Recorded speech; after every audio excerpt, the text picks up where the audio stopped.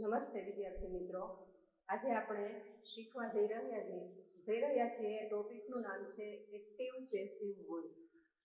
સૌપ્રથમ તો આપણા મનમાં ક્વેશ્ચન થશે કે એક્ટિવ પેસિવ વોઇસ એટલે શું?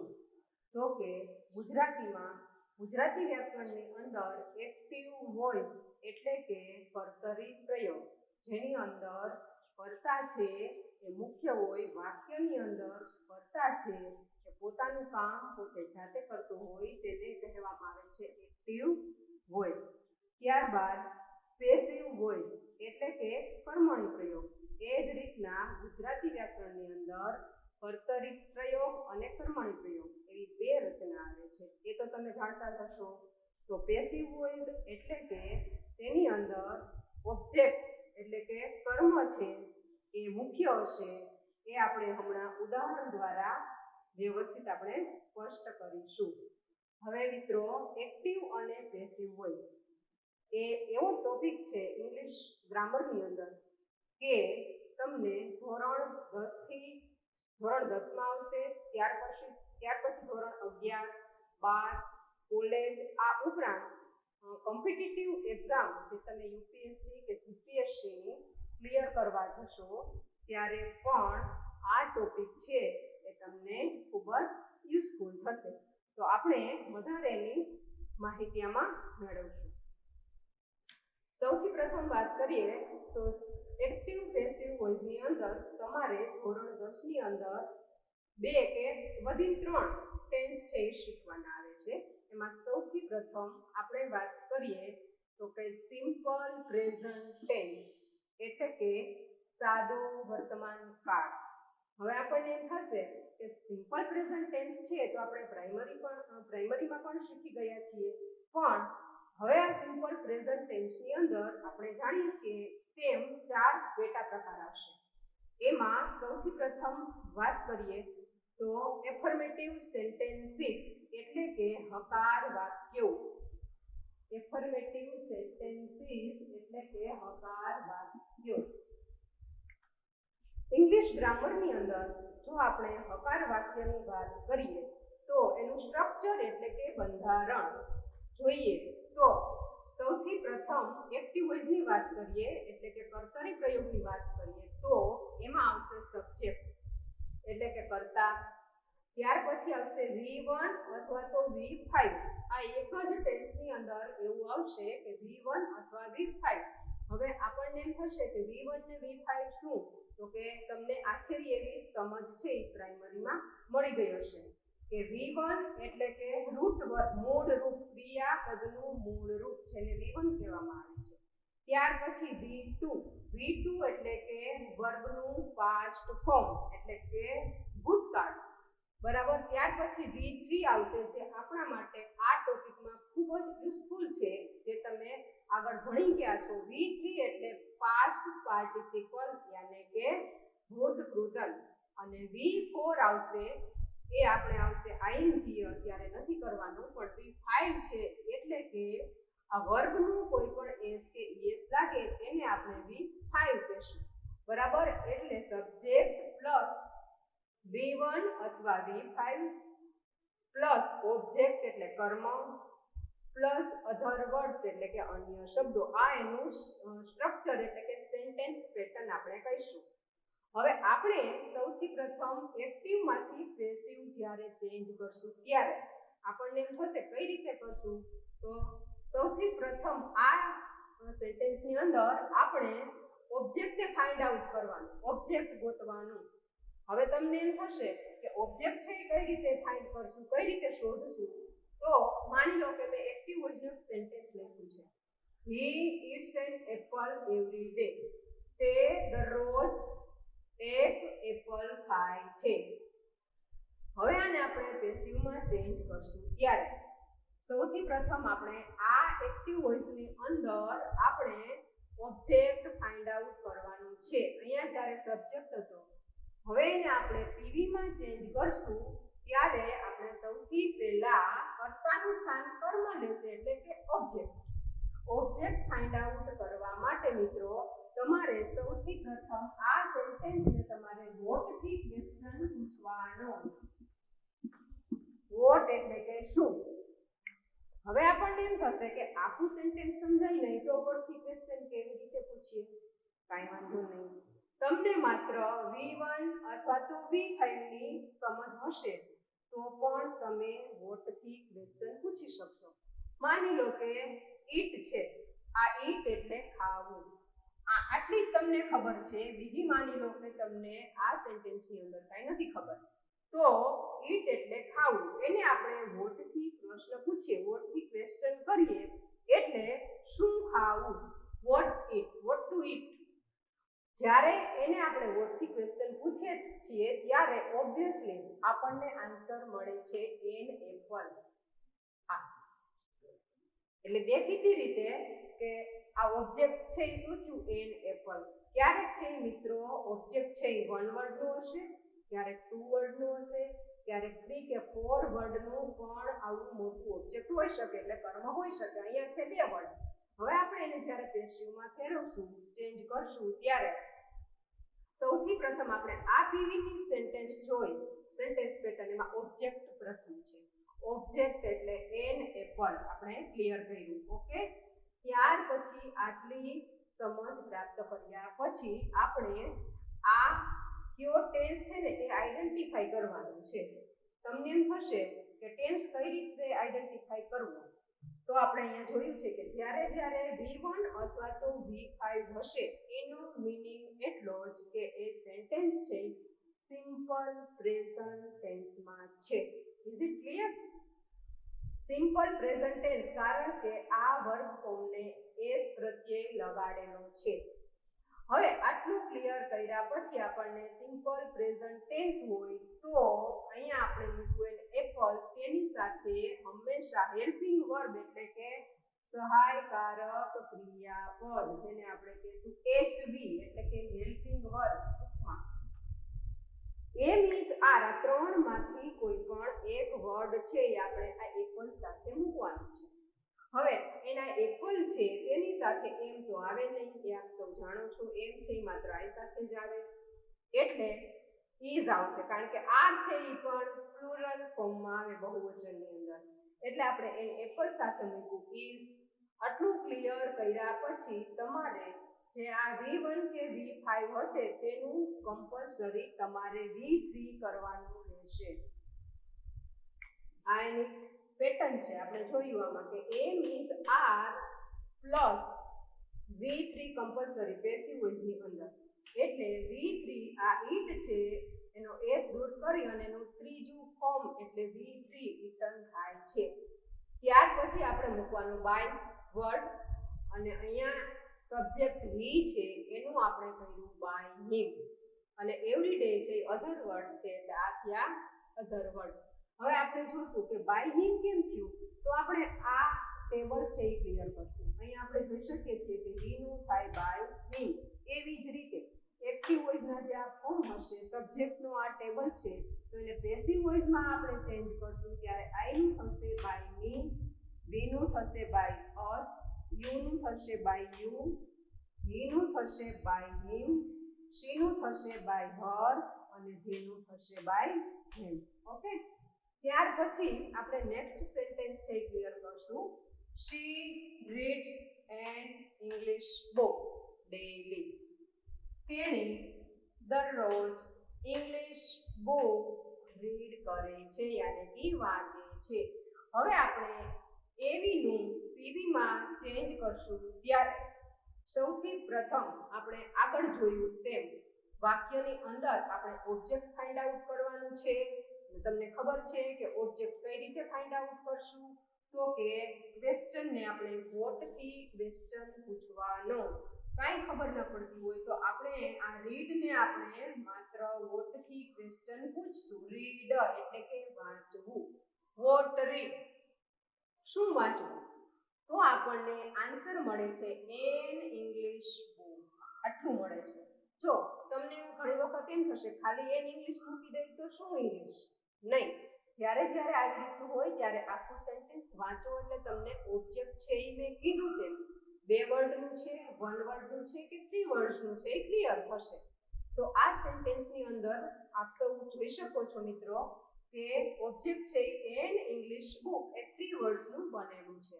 એટલે આપણે આનું પીવી બનાવશું, પેસિવ વોઇસ બનાવશું ત્યારે આખું ઓબ્જેક્ટ અહીંયા આવશે એન ઇંગ્લિશ બુક.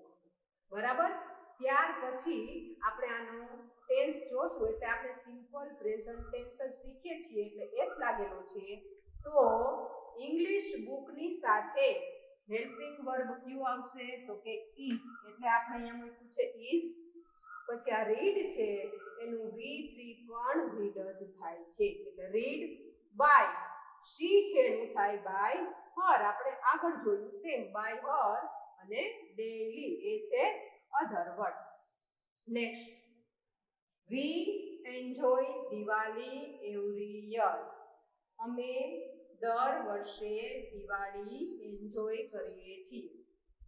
એનું આપણે પીવી પેસિવ વોઇસ બનાવશું ત્યારે સૌથી પ્રથમ ઓબ્જેક્ટ ફાઇન્ડ આઉટ કરશું. ઓબ્જેક્ટ છે દિવાળી. કેમ ખબર પડી તો કે એન્જોય ને આપણે વોટથી ક્વેશ્ચન પૂછ્યો. શું એન્જોય કરવાનું છે તો કે દિવાળી. આન્સર મળે છે દિવાળી. હવે આ છે એ V1 છે કારણ કે આને કઈ લાગ્યું નથી. અત્યાર સુધી તમે જોઈ શકશો કે આને એસ લાગેલો હતો મતલબ કે આ V5 હતા. હવે આને કાંઈ લાગ્યું નથી. રૂટ વર્બ છે, મૂળ રૂપ, એટલે એને કાંઈ લાગ્યું નથી. મીન્સ કે આ છે V1.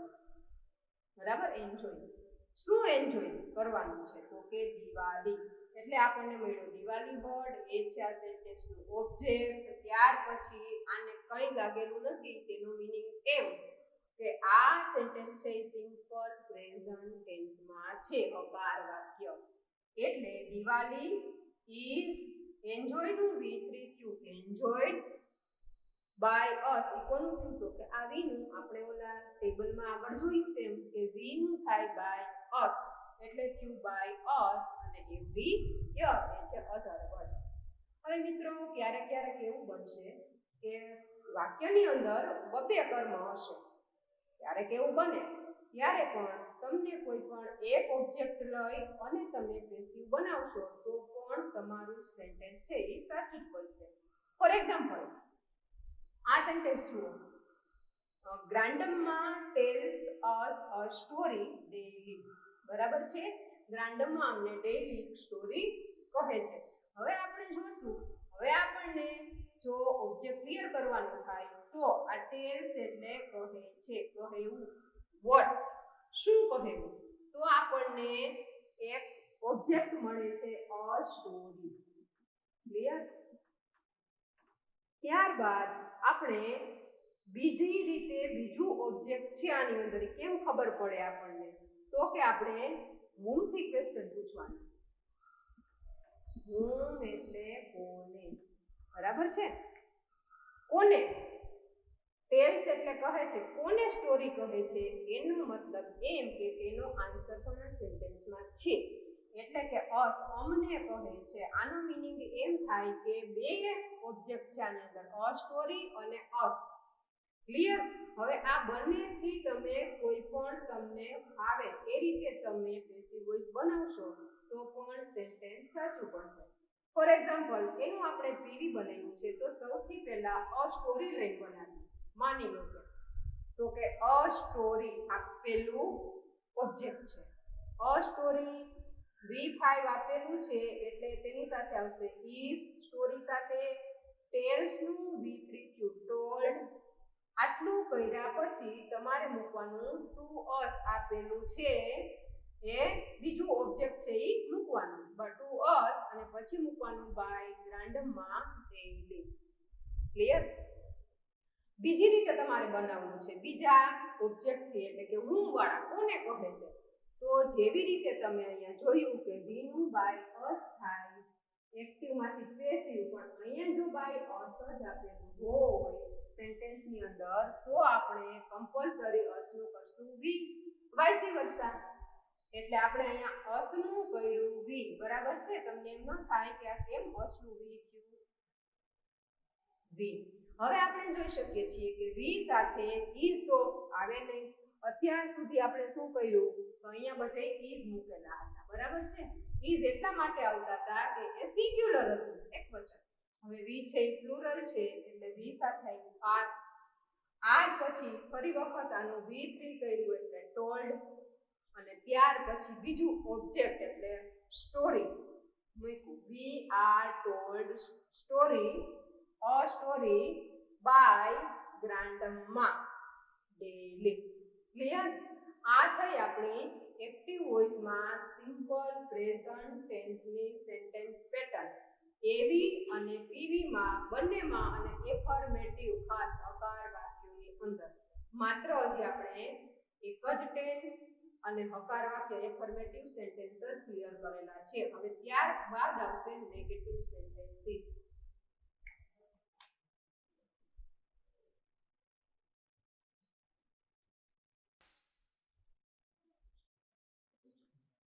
જો મિત્રો, સિમ્પલ પ્રેઝન્ટ ટેન્સ એ જ આપણે હજી કન્ટિન્યુઅસ છે. એક આપણે આગળ જોયું એફર્મેટિવ સેન્ટેન્સીસ, ત્યારબાદ આવશે નેગેટિવ સેન્ટેન્સીસ, યાની કે નકાર વાક્યો. નકારની અંદર આપણને ખબર છે કે નોટ તો હશે.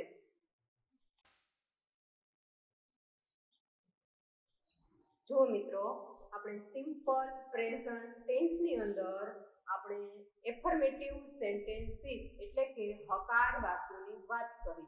ત્યારબાદ ટેન્સ છે એ ચેન્જ થતું નથી, પણ સિમ્પલ પ્રેઝન્ટ ટેન્સની અંદર જ નેગેટિવ સેન્ટેન્સીસ એટલે કે નકાર વાક્યોની વાત કરીએ. તો સૌથી પ્રથમ એવી એટલે કે એક્ટિવ વોઇસનું સેન્ટેન્સ સ્ટ્રક્ચર આ મુજબ છે. સૌથી પહેલા આવશે સબ્જેક્ટ, ત્યાર પછી આવશે ડુ અથવા તો ડઝ, ત્યાર પછી છે not plus object plus V1 plus other words. હવે તમને ક્વેશ્ચન થશે કે ડુ ક્યારે આવે અને ડઝ ક્યારે આવે, બરાબર છે? તો સાવ સીધી વાત, માત્ર ત્રીજો પુરુષ એકવચન એટલે કે હી, શી અને ઇટ હશે તેની સાથે જ માત્ર આવશે ડઝ. બાકી બધા પ્રોનાઉન સાથે આવશે ડુ, બરાબર છે? હવે એની આપણે વાક્ય જોઈએ તો એક્ટિવ વોઇસ એવીની અંદર Mahesh does not complete an essay, એટલે મહેશ આવ્યું, મહેશ માટે વપરાય હી સાથે આવે ડઝ એટલે આવ્યું ડઝ નોટ કમ્પ્લીટ એન એસે. હવે આપણે એનું જ્યારે નેગેટિવની અંદર પીવી બનાવશું ત્યારે સૌથી પ્રથમ આપણે શું કરશું તો કે સેન્ટેન્સની અંદર ઓબ્જેક્ટ ફાઇન્ડ આઉટ કરશું. ઓબ્જેક્ટ ફાઇન્ડ આઉટ કરવા માટે આપણે સૌપ્રથમ V1 ને આપણે વોટ થી ક્વેશ્ચન પૂછશું. વોટ એટલે કે શું, તો કે અહીંયા V1 છે કમ્પ્લીટ એટલે કે પૂર્ણ કરવું. વોટ કમ્પ્લીટ, શું પૂર્ણ કરવું? તો આપણને તેનો આન્સર મળે છે એન એસે, એટલે કે ઓબ્વિયસલી તેનું ઓબ્જેક્ટ થાય એન એસે. એટલે આપણે સૌપ્રથમ મૂક્યું એન એસે. સિમ્પલ પ્રેઝન્ટ ટેન્સ છે, ડઝ છે એટલે એનું થયું ઇઝ. ત્યાર પછી નોટનું નોટ, આ એની સેન્ટેન્સ પેટર્ન છે, ઓબ્જેક્ટ પ્લસ ઇઝ આર એટલે ઇઝ, બરાબર. ત્યાર પછી નોટ પ્લસ V3 કમ્પ્લીટનું થાય કમ્પ્લીટેડ. બાય, હવે આમાં નેમ આવ્યું છે એટલે નેમ જે કાંઈ પણ હોય તે એમને મૂકી દેવાનું છે, બાય મહેશ. હવે એવીની અંદર જ્યારે ડુ અથવા તો ડઝ હોય ત્યારે તેનું પીવી બનાવીએ ત્યારે ત્રણમાંથી એક એમ ઇઝ આર આપણે હેલ્પિંગ વર્બ છે તે મૂકીશું. નેક્સ્ટ સેન્ટેન્સ જોઈએ, they do not invite you, બરાબર. ઇન્વાઇટ એટલે આમંત્રણ આપવું. હવે અહીંયા આપણે તમે વોટ થી ક્વેશ્ચન પૂછશો, વોટ ઇન્વાઇટ, તો તેનો આન્સર આપણને મળતો નથી. જ્યારે આવું થાય ત્યારે તમારે whom થી ક્વેશ્ચન પૂછવાનો, એટલો સીધો મતલબ છે કે કોને ઇન્વાઇટ કરવાનું, તો આપણને આન્સર મળે છે યુ. એટલે કે અહીંયા whom થી ક્વેશ્ચન પૂછો છો ત્યારે તમારું ઓબ્જેક્ટ છે એ ક્લિયર થાય છે, એટલે યુ આપણને ઓબ્વિયસલી ઓબ્જેક્ટ થયું એટલે અહીંયા આપણે મૂકવું યુ. યુ સાથે આવે આર હેલ્પિંગ વર્બમાં એટલે આપણે મૂકવું આર. નોટનું નોટ એટલે કે આ ડુ નું થયું આર, અહીંયા ડઝ નું થયું ઇઝ. દર વખતે એવું નથી થતું, પણ તમારે ઓબ્જેક્ટ જોઈ સિંગ્યુલર છે કે પ્લુરલ એ મુજબ તમારે હેલ્પિંગ વર્બ છે એ મૂકવાના રહેશે. યુ આર નોટ, ઇન્વાઇટ નું થશે V3 ઇન્વાઇટેડ, બાય ધેનું થશે by them. You are not invited by them. Clear? Next એવીની અંદર આપણે જોશું she does not write a poem. She does not write a poem. ફરી વખત આપણે રાઇટ ને વોટ થી ક્વેશ્ચન પૂછીશું. શું લખવું? What to write. શું લખવું? તો આપણને આન્સર મળે છે અ પોએમ. તો દેખીતી વાત છે અ પોએમ છે એ શું થયું? આ સેન્ટેન્સનું થયું ઓબ્જેક્ટ. એટલે આપણે કેવી બનાવશું? A poem. ડઝ નું થાય ઇઝ અહીંયા, કારણ કે અ પોએમ છે એ સિંગ્યુલર છે એટલે ઇઝ. નોટ નું નોટ. રાઇટ નું થશે return. V3 double T E N. ખાસ યાદ રાખજો, જો તમારું V3 ખોટું હશે તો પણ તમને યોગ્ય માર્ક મળશે નહીં. રિટન બાય શી નું થશે બાય હર. એટલે કે a poem is not written by her. Clear? Negative sentence છે આ મુજબ છે. રોજે રોજના તમે એના માત્ર ને માત્ર આ સેન્ટેન્સ પેટર્ન છે તે યાદ રાખી લેશો તો આ ટોપિક છે મને લાગે છે કે સમજવામાં ખૂબ જ સરળ રહેશે. અને આપણે વાત કરી કે માત્ર ધોરણ 10 માં નહીં, 10, 11, 12 આગળ તમે કાંઈ પણ એક્ઝામ આપશો તેની અંદર પણ આ પેસિવ કન્સ્ટ્રક્શન છે